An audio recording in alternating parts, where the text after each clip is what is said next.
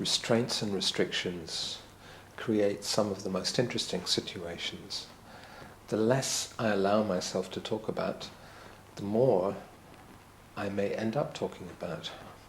So today I'm going to restrict myself in a voluntary act of abjuration of every topic in the world except my sweater, about my sweater, which is a new sweater. It's a second-hand sweater. I got it last week in an arcade called the Kojima Arcade, I think, which is a covered shopping centre leading down towards Sumiyoshi Taisha, which is the Sumiyoshi Shinto shrine, one of the most beautiful Shinto shrines in Osaka, if not the most beautiful. It's got a red wooden bridge, very arched over a pond, and it's got some very old shrine buildings. You have to distinguish between the Shinto shrines and the Buddhist temples. Osaka has one of the oldest Buddhist temples in Japan in the form of Shitanoji, which is quite a different proposition, different layout. They have flea markets in the grounds of the temple. They have a very old temple bell. But anyway, I'm getting off the topic of this sweater. It was a holiday. I'm not sure what the holiday celebrated, but the day I came down the arcade, I stopped first of all. There are actually two second-hand clothes shops at either ends of this arcade. And the one at the north end, the top end, was open. The man was not there. There was a radio playing, but his shop was empty. And I went in and I rummaged around. I looked at some cassette tapes. There was an old cassette tape with a yellow label. And I'm vaguely attracted to cassette tapes as a reminder of the vanished technology of my youth. But I don't have a cassette player here in the house. So, and his clothes, the clothes he bought the clothes he had there on sale were not very interesting, so I didn't buy anything. And I recalled as I was leaving a grey drape jacket, which I had once bought 500 yen, I think, from him, and how I thought that was so elegant when I got it. But now, I've long since thrown it out. Now I think of it as a really horrible garment. I always have this revulsion against the way I dressed 3-4 years ago. If I look at myself in 2013, for instance, I really dislike my style then. But at the time I thought I looked great.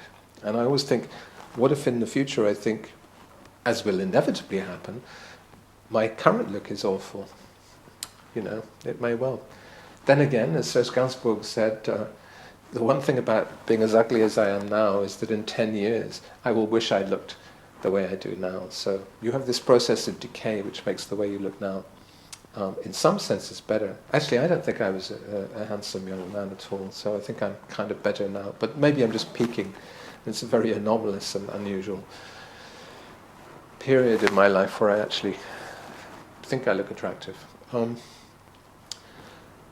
Anyway, I continued down through the arcade towards, past a lot of wrought iron shutters because most of the shops were shut, towards a second shop which I've used in the past. I bought some Playboy sunglasses there, for instance, Playboy branded, which is a slightly more hypey and expensive second-hand clothes shop. It's called Free Market, which is the way the Japanese spell flea market. Looks like everything's free, but actually it's quite expensive in that second shop. But on the way, halfway down the arcade, I noticed a place on the right, like a kind of pop-up shop or a new shop, which was selling second-hand clothes. And it was open, so I stopped, parked the bike, and got out, and instantly started hitting gold. There were so many sweaters which were interesting. And I got you may have seen the other day, I had this sweater with a line of, it's a grey sweater with a V-neck and a line of black blocks with a white line drawn through them. It looks like the strap of a bag you might be wearing. That was the first thing I saw in that shop. As I entered the shop, there was a lady there who was, I didn't say hello or anything. I'm quite introverted when I go into shops. I just sort of like act as if, please ignore me. And I started sifting, rummaging, sliding through the hangers. And the lady got up, and a friend of hers arrived at the mouth of the shop as if to save her from me, from my intrusion, which might have been unsettling to her in some way. And she said, oh, it's a holiday, so, you must be lonely. Saying to her friend, a colleague, I mean, my Japanese is just about sufficient to understand her saying, Samishi, you seem to be lonely. And they were having this chat while I was rummaging through the clothes, and I just started picking things immediately. I think I got the grey one first, and then I came to this one. And this one, they're all women's sweaters, which for me guarantees a certain cleanliness and a nice smell, and also more interesting colours.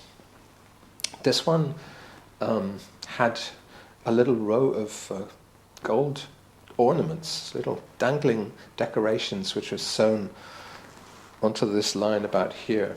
And I thought, well, those will have to go. I mean, there's no way I would ever buy a sweater or wear a sweater with little dangling ornaments on it. First of all, those make it too female. I'm okay with a certain amount of femaleness, but there is a limit. And also they're glitzy, blingy, really bad taste. Anything that's jewellery-like, which is attached, little beads and baubles attached to a sweater with thread, definitely a bad deal. So as soon as I got home with this, I got the scissors and chopped them off.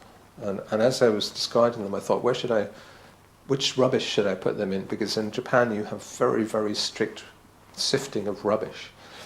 So I thought, obviously they have to go with the tin cans and the metal rubbish bag, and I put them in there. There was about 6 of them, and they were all different shapes. There were some stars, there were some hearts, rings, about 5 of them. So I had them in my hand, a little pile of 5 gold objects.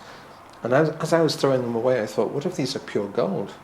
They might actually be very, very valuable. I'm throwing away, I should check them first. So I sort of looked at them and thought, is this pure gold? I didn't do the sort of test if you're a panhandler, you can apparently test it with your teeth and taste it perhaps also, but I didn't do any of that.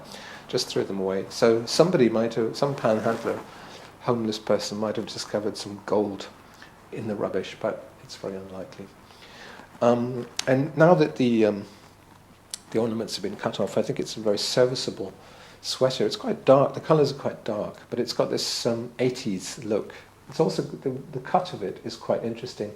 It's got this kind of split neck. Instead of a rounded neck or a V-neck, it's a kind of split across the shoulders neck, which gives a kind of effect of padded shoulders, because it's got such linearity, such verticality built into it, that you almost get the sense that shoulders are being padded. And sometimes this kind of sweater does come with padded shoulders because it's an 80s trope. These are 80s sweaters, surely, or possibly early 90s, but it's an 80s idea of having the power dressing and the kind of the butch silhouette. Even if you're a woman, you're supposed to look a bit butch in the 80s.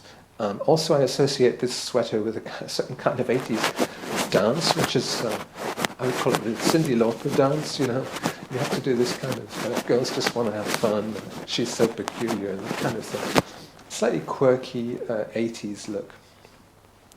I'm very ignorant about cuts in sweaters. I mean, I'm only learning, as I buy these old garments, I'm learning, first of all, the time period cuts things in a certain way. There is a certain trendiness, obviously, in the way jeans are cut in a particular era, or sweaters for that matter. I don't do jeans, as you know by now, but I do sweaters. I love sweaters.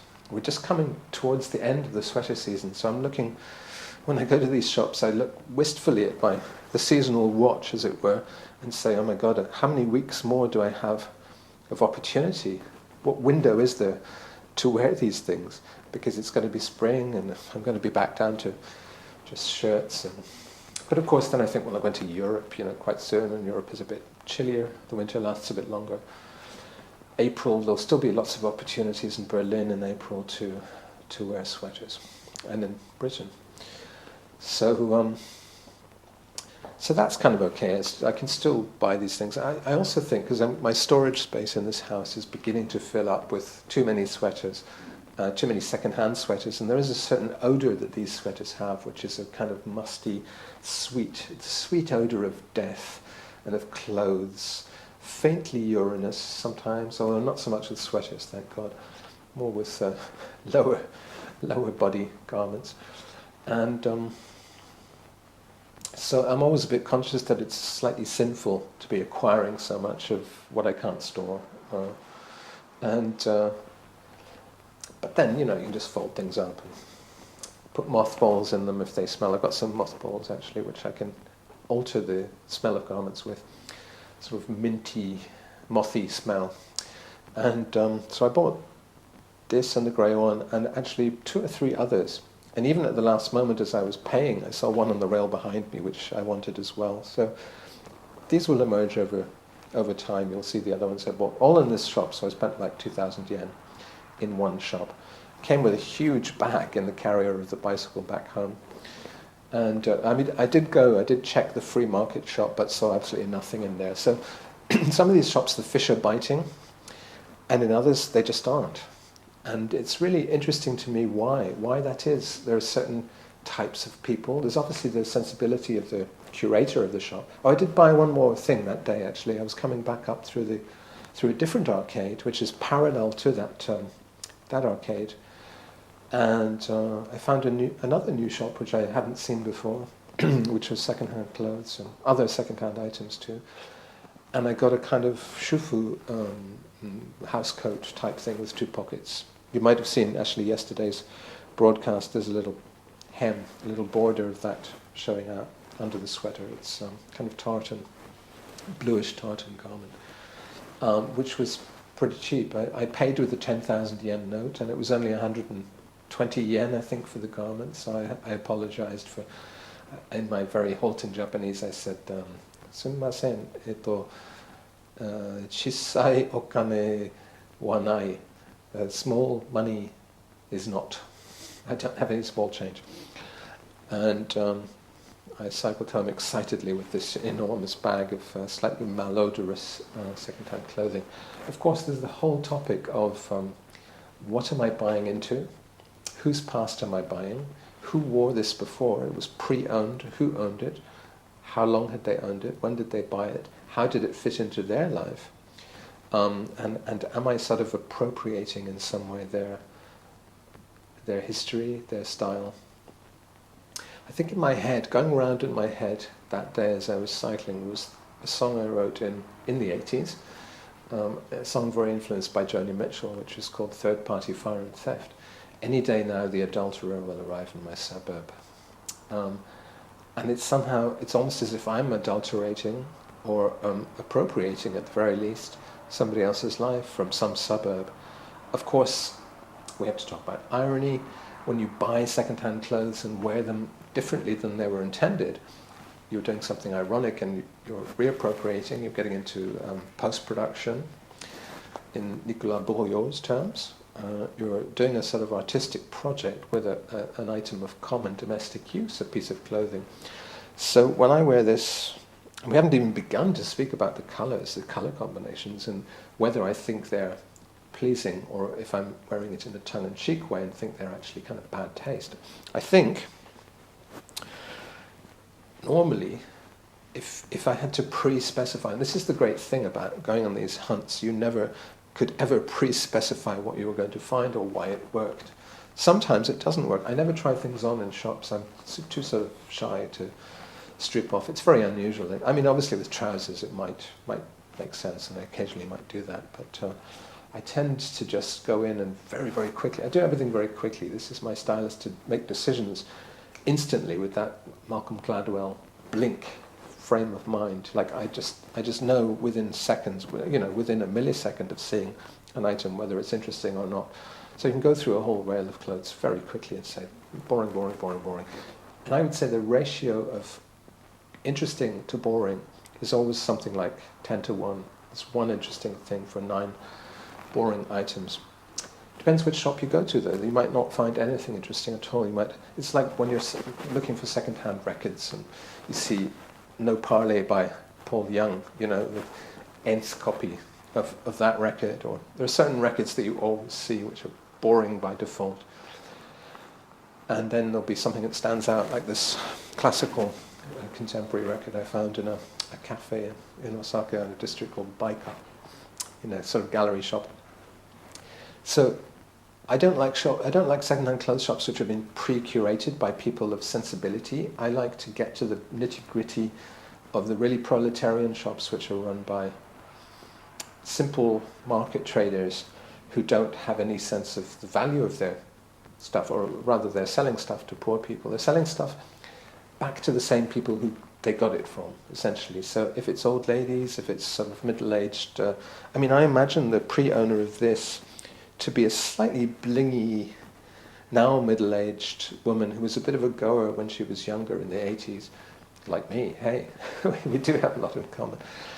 Bit of a goer, and she probably wore fake leopard skin pattern strides and a certain kind of platform shoes, brothel creepers or something, and danced like Cyndi Lauper, you know. And so I'm ironically buying into values which, ironically, I was really into at the time, because I'm probably the same age as this lady. Of course, she may have passed away, she may be dead now. This is the other thing, that I'm wearing possibly a dead person's clothes. We still haven't talked about the colours. I wouldn't pre-specify this particular colour combination as a favourite. You probably know that what I like is kind of usually bright blocks of simple colours like orange and pink, and I have to be careful with yellow because it matches my teeth. You don't want to draw attention to your yellow teeth. This, I like sort of beiges and caramels, especially caramel and orange is a really good combination, or green and orange, or, you know, the various things that just work together as complementary colours. This, this sort of dark green and blue, of course, people know that blue and green should not be seen. This is one of the rules of colour combination, which I've always disregarded. I think it's ridiculous. But blue and green should not be seen together, and here they are together. And then black and brown, sort of rather sombre and lugubrious and excremental colour combination, death and shit, essentially. Blue could be the sea, green could be the countryside, so that's quite a nice landscape. But then you get this, there is a certain Mondrian quality, I think you have to say. It's a little bit influenced by a certain kind of mid-20th century art. I don't know quite who would use such muddy colours. There is also a kind of rugby shirt look to it, and I don't know. It's not particularly appetizing as a combination of colours. It's not the worst. It could be garish and really awful. I don't like blue and black together on the arm there, but somehow the overall effect with this sort of semi-padded shoulders look and the slit neckline is quite interesting. Can differ with different trousers. I wore this initially with my baggy, baji Korean trousers. Of course, once you start to splice and combine these garments in ways which are kind of non-orthodox, don't seem to be designed by the owners or the designers of them, then you're doing something original with them. And I've touched on this topic before, that originality is about plagiarizing and purloining things from different sources, but then splicing them together in unexpected ways. That's the point of originality, that splice. So already to wear this, which is a woman's sweater, with these pants, which are a working man's, construction worker's pants, is unexpected. To the eye of a Japanese person, they would look at me cycling by wearing this combination and think, well, that's a combination we haven't seen before. He's a woman on top. It's like one of these children's games where you sort of have cut pages with different parts of the body, so you can put a man in a tam o' shanter with women's breasts, and then an Indian Sikh here, and then somebody else down below, an Indonesian rice farmer for the bottom half. And that's really my approach. Somehow it has to make an organic whole, but it's, I guess you would say, since we're talking about the 1980s references, it's postmodern. It's a cut and paste, mix and match approach, like postmodern. And to that extent, it draws attention to differences, to a kind of crazy paving or mosaic, and globalist also. It's very much from the era when you would get suddenly access to products, garments, artworks from all over the world, and you could put them together in combinations which previously had been unheard of. So it's a kind of exoticism which is not exoticism, because in the 80s and the 90s, this global emporium approach, you could say it's sort of an extension of the 19th century trade shows like the Great Exhibition in London, Crystal Palace, or in the Grand Palais, the Paris Universal Exhibition, when they built the Eiffel Tower. These great trade shows, demonstrations of imperial trade, essentially, turned into a kind of what happened in the 80s and 90s, which was suddenly a globalization, was there was a demotic, popular access to goods from all over the world, and people could put them together either incompetently, out of register, out of lexical set, because if we're being a bit structuralist about this, we have to use a linguistic model and say, is this a paradigm or a syntagm? I'm making a syntagm. A paradigm would be this sweater versus another sweater versus another sweater. It would be that line of possible sweaters I could wear. And a syntagm would be the grammar of the complete sentence, as it were, of the whole outfit. So the slippers, which are actually Finnish felt slippers, which I got in a bargain store in Helsinki. The socks, which are Korean striped socks, which I got in Korean district of Osaka. The carpenter's pants or construction workers' pants, which are knickerbockers, nikazubon, as they say here, which is influenced by Scottish trousers, by European knickerbockers, golfing trousers and +4s and things like that, which are sold here in uniform shops. Although I got these particular ones I got in the shop called MAM, which is up quite near Shino Osaka Station. And this shirt is from like a homeless man in Shinsekai, the really poor district of Osaka, and actually has a really nice floppy, soft feel to it, a pocket where I can hide my iPhone to record myself talking, and a nice collar which I can button up, and it looks somehow studious and austere. And then the sweater. So this makes a syntagm, which is a combination, a semantic combination of different elements which work together in a grammatical structure. Now, it may be that I'm abusing grammar, in terms of the grammar of clothing, to put a construction worker's pants together with a kind of blingy, middle-aged, sexy, foxy lady from South Osaka, from Sumiyoshi, is incoherent. Or it may be that I'm striving towards a new coherence, and I'm trying to make some new form of sense. I think probably most people just seeing you at the speed of going by on a bicycle would think, crazy foreigner, Mad dogs and Englishmen go out in the midday sun, and foreigners wear this kind of ridiculous thing.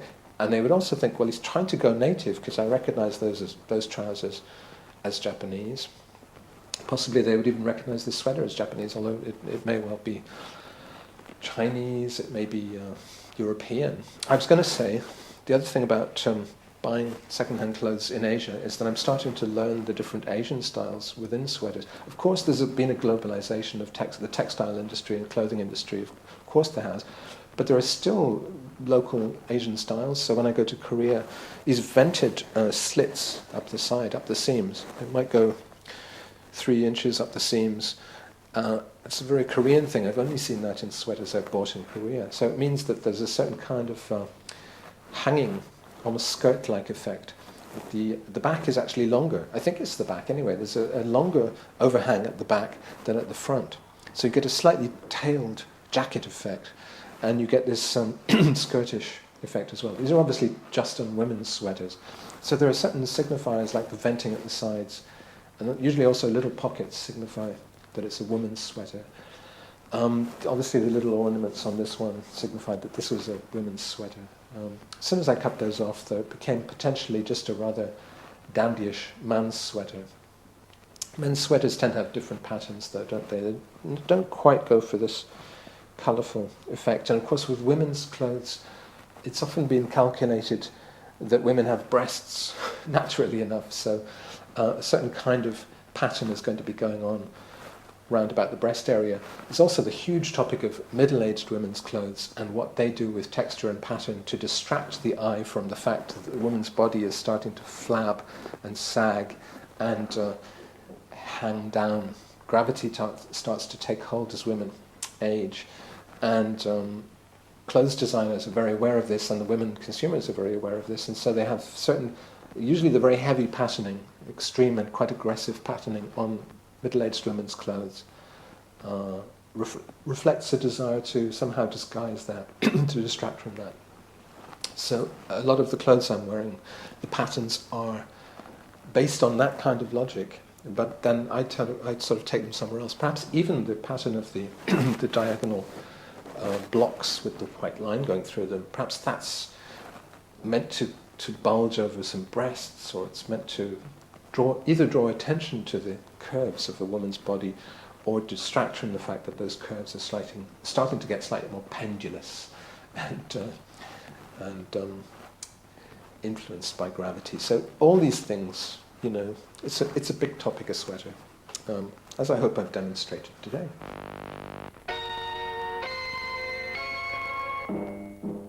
Open University.